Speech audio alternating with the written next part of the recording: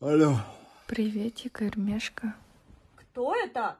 Да, мен Эрмекмін, Как дела? Что за женский голос? Жан, ақырын. Біз салғанбыз Мальдиваға билет пе? Екі билет заказ қылғам, Все понятно. Пятизвездочный. Ертең сүйлөшөлчү қалған, не? Все, мақұл.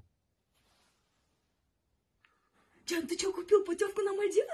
Да. Это что? Авиасыз арқылы алып қойғам да.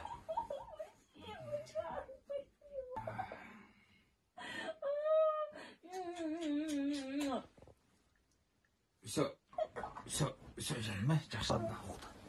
Ладно.